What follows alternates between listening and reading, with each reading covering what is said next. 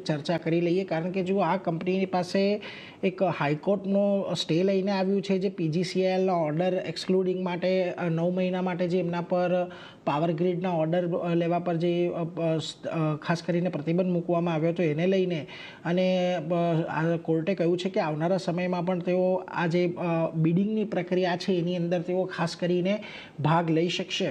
હવે એટલા માટે પણ પાર્થિવજી, આ સ્ટોક થોડો મહત્ત્વનો છે કે જુઓ, આપણને છેલ્લે જે અપડેટ આવતું જોવા મળ્યું તો ઓલમોસ્ટ 18,000 કરોડની એક ઓર્ડર બુક કંપની પાસે પડી છે, અને એમાં પણ જે સંકેતો આ કંપની પાસેથી મળી રહ્યા છે કે નવા જે પ્રાઇવેટ પ્લેયર્સ છે ત્યાં પણ હવે આપણને થોડાક જે કેપેક્સ માટેનો ખર્ચ છે એના માટેના ઓર્ડર્સ આ કંપનીને મળી રહ્યા છે. આ કંપનીની બોકની અંદર ખાસ કરીને એક ઇન્ટરનેશનલ ઓર્ડરના પણ સારા એવા પોઝિશનિંગ છે. તમને લાગે છે અહીંયાથી KEC ઇન્ટરનેશનલ જેવા સ્ટોક પર ધ્યાન રાખવું જોઈએ? કારણ કે અહીંયા આપણે જોયું છે કે બહુ સારું આઉટ પરફોર્મન્સ અત્યાર સુધી આવ્યું છે, પરંતુ હજી પણ આ સેક્ટર, આ સ્ટોક તમને ગમે છે? Yeah, I think going back on November 18th, જ્યારે પાવર ગ્રીડે KEC ને એમના જે ટેન્ડર્સ અને અવોર્ડિંગ કોન્ટ્રાક્ટ છે એમાંથી બહાર રાખેલું because of alleged transgression of contractual provisions related to earlier matter.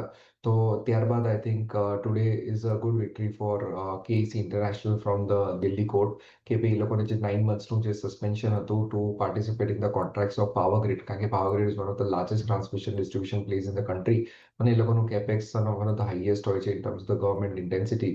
તો એ એક થોડું પોઝિટિવ છે. પણ એ છતાંય આઈ થિંક જે લાસ્ટ ટાઈમ જ્યારે જજમેન્ટ આવેલું ત્યારે મેનેજમેન્ટે કેટેગરી ક્લેરિફાય કરેલું કે company despite Bing એક્સક્લુડેડ, I think એ લોકોને જે ઓવરઓલ ઓર્ડર બુકનો ઇમ્પેક્ટ છે that will be to the tune of 4%, કારણ કે KEC ઇન્ટરનેશનલ પાસે હમણાં current order book around 17,100 crores છે year to date in terms of FY26, જે ઓલમોસ્ટ 17% ગ્રોથ હતો.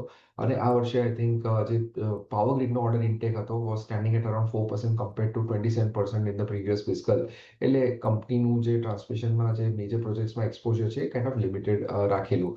સો but this is I think nonetheless good sign. આગળ જતાં I think power grid જોડે જો વધારે ઓર્ડર્સની ફ્લો આવે છે that will B beneficial to the companies.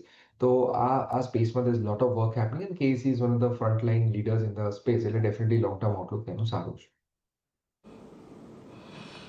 Outlook જુઓ અહીંયાથી ખાસ કરીને સારું છે, એટલે એના પર એક નજર રાખજો. KEC ઇન્ટરનેશનલ અહીંયાથી આજે આપણને થોડો એક્શનમાં રહેતો દેખાઈ શકે છે.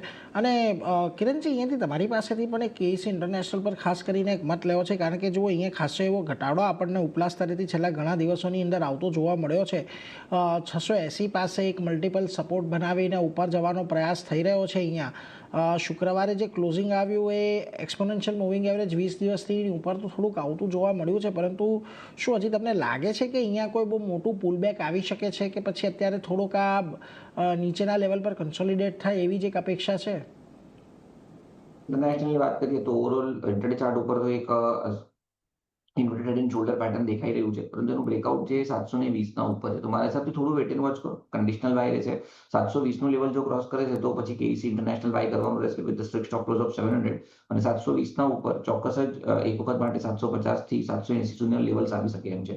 તો રિસ્ક રિવોર્ડ રેશિયો ઘણો ફેવરેબલ છે. ચોક્કસ જ મને એવું લાગે છે કે KEC ઇન્ટરનેશનલ લોંગ કરીને જઈ શકાય છે, પરંતુ કન્ડિશનલ બાય ઉપરમાં 720 નું લેવલ ક્રોસ કરે છે પછી લોંગ કરવાનું રહેશે.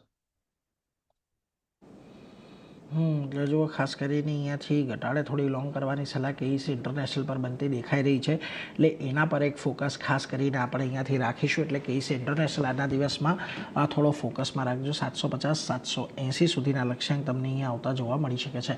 વેલ,